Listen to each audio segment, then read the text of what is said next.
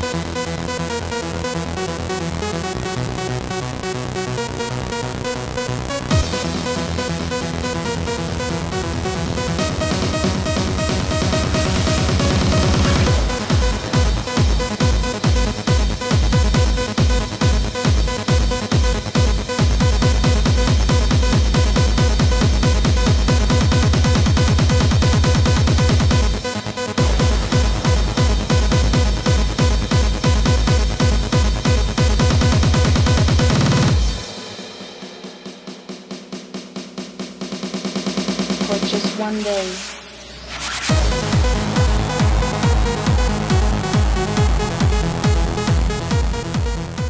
My name is Victor Kidson and we are here at Moon 13 in Frankfurt for the 30-year anniversary of Techno Club. I'm with Kai Tracid. How are you? I'm fine, thank you. You just finished your set. How was it? It was great, but I'm a little bit tired now. Yeah, I can imagine. But it's got to be cool because you live in Frankfurt. Do you live outside Frankfurt? Yes. So it's got to be cool to play so close to home.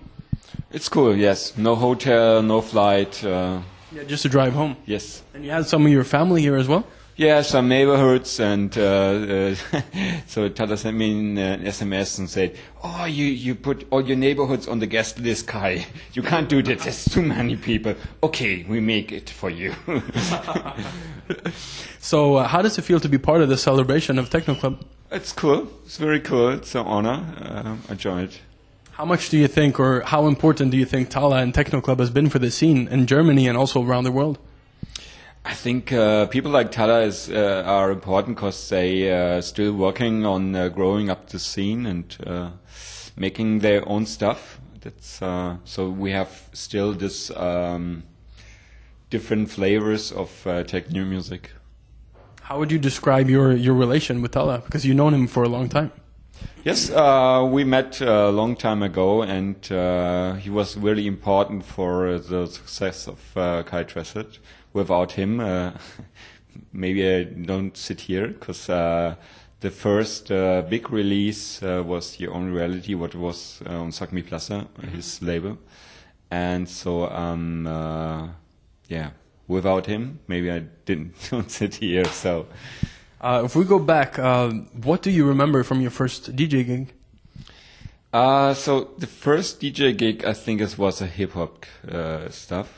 When you played hip hop, or yes, because this was before I make techno music, and I don't remember it really. It's really long ago. But later I was starting to make techno music or trance music, and then I start DJing again. And to be honest, I was never a good DJ with mixing skills and everything. So I decided to say, okay, maybe you will never be a technical, very good person, but you will choose the right records. And I still think it's the most important thing, so that you play the right records. Who were your heroes in the beginning of your career? Obviously, yes. It's German Spoon and Emanuel Top. So I think these two bands or producers are really cool, and I say, okay, make a mixture of these both. So German Spoon was for me trance, and Emanuel Top was the acid, and I say, okay, I mix it together and make Tracid. How often do you DJ today, and is it still the same feeling?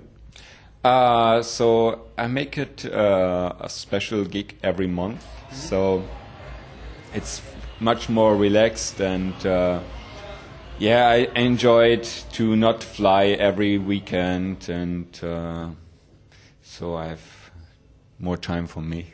How do you think DJing has evolved you as a person?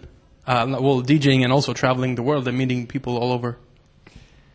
I think traveling the world is good for every person, because you see what happened in the world, and you discover that there's much more than what happened in your country. So it's a good thing. It was always, or it has always been very important to you to keep it your own style and to be true to yourself. If we look at comparing that with commercial success, how hard has it been to be true to yourself? Oh.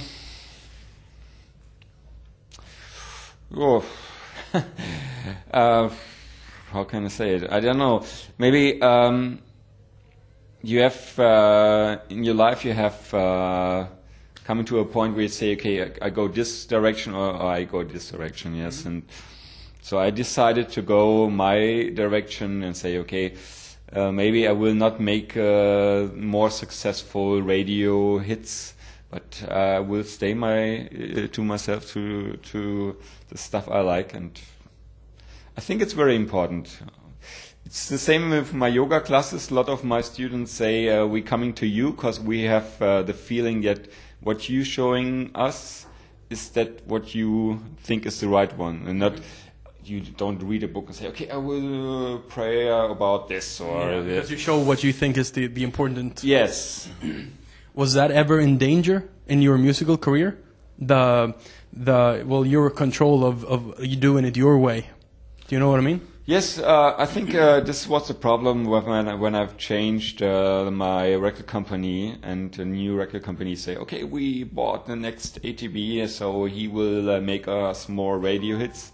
And I was saying, oh, I'm sorry, but I'm not ATB, I'm Kai Tracid, and I want to make Kai Tracid music, and it will sound different than ATB. Yeah, but we want ATB because we can sell a lot of stuff. So yes, I think this was one thing what caused the trouble with Universal Music, and the reason why we don't go the same way than with Sony. Was this also one of the reasons why you decided to slow down, or what were the reasons why you decided to slow down life a little bit, not do as much stuff? No, the reason was because they kicked me out of the contract. Because they said, no, so you don't make us the radio hits, so see ya. And I think the breakdown was just because I reached a point where I say, okay, I will repeat everything, and yeah. If we go into to you as a producer, your tracks were always very, very touching. They were about things that people were even afraid to talk about. I mean, drugs and suicide and bullying. How how personal were they to you when you produced them? Really personal. Not the first songs, but the later ones was really stuff happening to my life, and I take the lyrics to you or from you. Yes, just to help myself.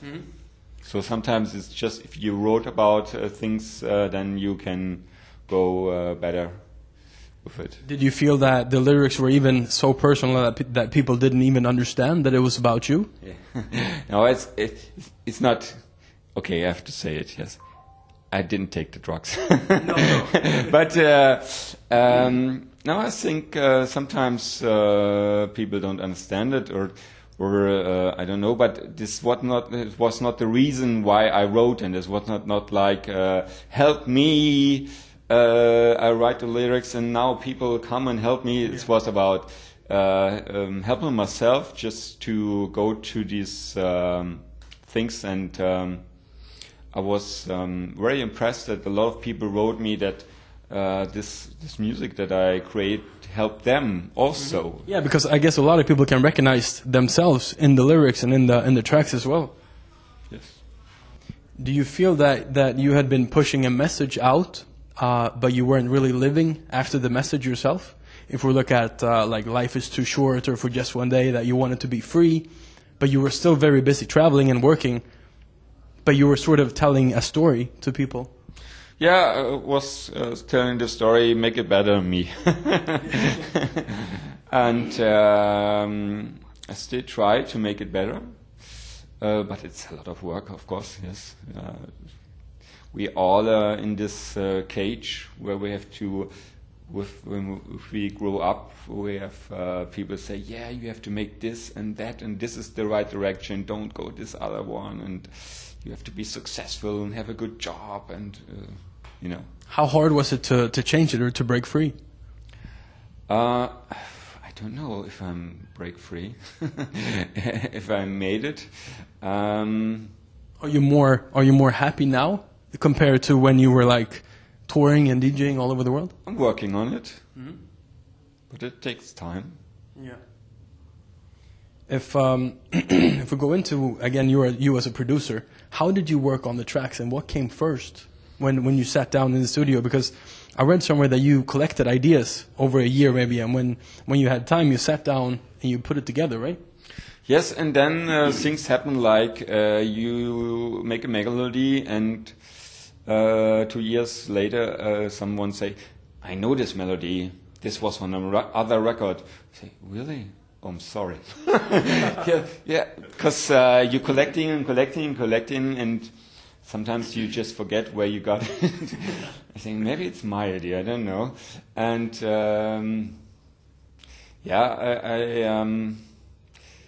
the funny thing, I was never good in music in school. I was never good in singing. I was when I make the first money, I was going to a piano teacher, and we were working a half year. And he said, "No chance, Kai. You're not going to be able to work." No, because you can't sing the notes. Yes, and if you can't sing notes, you are not able to play what you hear. Yeah, so I said, okay, then I have to make it more random, and and then people told me that maybe my direction, where I just spoke with Jamal, one of German Spoon, and he said, how you combine this kind of notes? So I like the sound. Say, but you can't combine this kind of sound notes. It's not the right chords Folge. And they say, yeah, but it sounds good. Okay. So, and he say, okay, then stay with this. If you learn more about music theory, you won't do it like this. Say, okay, I will stay without the knowledge, and maybe this is my joker. What would you say is your proudest track? The track that you're the most proud of? I don't know. I don't know. I like the Oliver Lieb remix of I played it tonight. Destiny's Path. Mm-hmm. It's got really some really cool stuff, but I don't know what is the proudest one. I think on reality I'm the proudest person because this was changing everything. Yeah, it was the first that hit. First hit, which I start with tonight, and it was really a track. We released it, I think, in December or January, and then it took 1 year before people picked it up. Or yes, and people like Mark Spoon was playing it on Ibiza in summer, and then I think in November or December, Sony Music bought it from Tala, from his Sakmi Plasma label. So it took 1 year to promote yourself. Not like the tracks today when I say, okay, I have a new track on Facebook and Twitter and everywhere, and the next day you can buy it in the charts. Yeah, it was What were your thoughts during this year when you had the track out, but were you still, I mean, how important is it to believe in yourself in this industry, in the music industry? I was not thinking about it. I had a lot of tracks out at this time, and I think I was making about one record a month, and so I was. And before the releases, I was there was so many times where people say, "Yeah, we believe in you." I remember Logic Records say, "Yeah, this is a great track. We will make it with you. Amazing!" And it was, "Yes, I made it." Yeah. And then we was working on it, and then they say, "Oh, no, we don't make it." And say, "Oh, yeah." And so I learned that it's not good if you push everything away. If you say, "Okay, I don't have to go to school anymore. I quit my job, and cause I will be a record star now." Yeah. So you have to keep fighting, right? Just keep fighting, keep working on it, and maybe someday there's something happen, and it does. Yeah, it's happened. If we look at your track "Conscious" from 2003, I left my life, my physical form of life behind. I realized my blunted and senseless way of life. I should have lived my life much more conscious. Was this sort of a way for you to tell people that you wanted to change your life for yourself, or? Good question. I don't know it anymore, but it was something like this, yes. Because that was the last big single from you. Yes. After that, there were a lot of changes in your life, I guess, too. Maybe this was the time where my thoughts going about this, and then I say, okay, let's change some stuff. A big part of your life right now, we talked about it before as well, is yoga.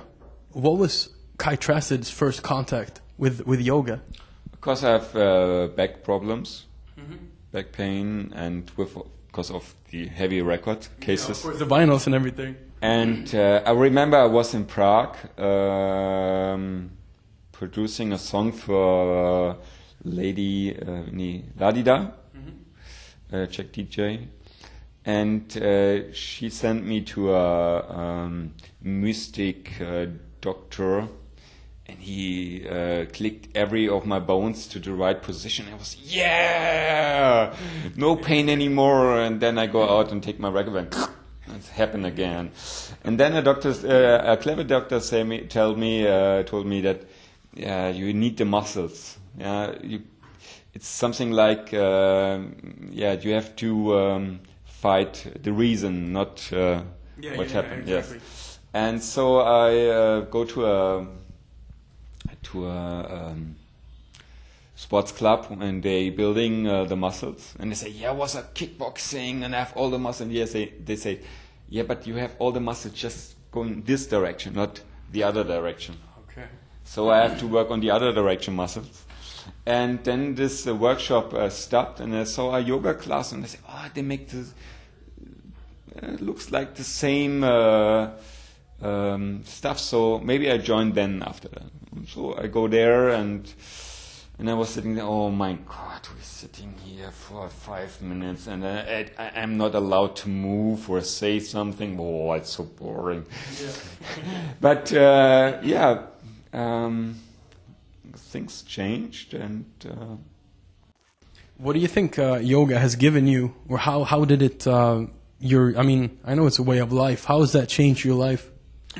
I think I'm just much more relaxed now, and I think what I learned in yoga is things happen to your life, and you have two ways what you can do. You can say, okay, this is really bad for me, and I don't like it, and you will destroy yourself because of this. Or you will say to yourself, okay, that happened for a reason, or these people act like this for a reason, and you don't know why. Maybe they just don't want to hurt you, but they have to do it, like, I don't know why. And So I learned to be standing more neutral to stuff what happened to you. That you don't say, okay, it's a bad thing or it's a positive thing. Just stay more neutral and say, okay, things happen. And accept it more. Yeah. You actually combined music with yoga as well. When you did, what was that like? When I did the yoga CD. Yeah, I had this mantras, and I made a trance song from it, and nobody wants it. And so I said, okay, I make a yoga CD with it, and I delete some of the beats and changed it a little bit, and make the yoga CD, and it's running well. It's selling better than a lot of the trance stuff. It's interesting because the yoga people still buy CDs, and they it's not about trendy stuff or. Who are your heroes today? Who do you look up to right now? To my girl, to my friends, to the people who are around me. In our last interview from 2011, you mentioned that you had an album put together. How is it working right now with musical production? It's so difficult and complicated. Everything has changed so much. It's really like if somebody told you, hey, you was making this best ice cream 10 years ago, can you make it again? And you say, yes, no problem. And then you go in the kitchen and say, okay, I need my milk, I need my ice machine, I need my fruits. And then I say, yeah, but we don't use milk anymore. Oh, and we don't have a ice machine. Ah, okay. And we don't use fruit. Ah, okay. So just to explain it, it's changed everything, and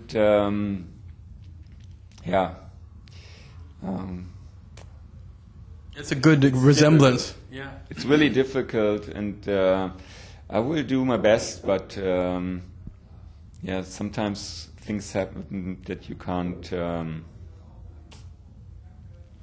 stay neutral. Yeah, exactly. So we're about to close 2014 and start off a brand new year. Do you have any advice that you would like to tell people for a new year? Advice ist doch Ratschlag, gell? Ja. Gute Vorsätze. Stay yourself. Be yourself. Be the change. Yeah. I think this is believe in yourself, and things will come like you want to have it. Thank you so much for your time. Yeah, thank you for the interview. Thank you. Again.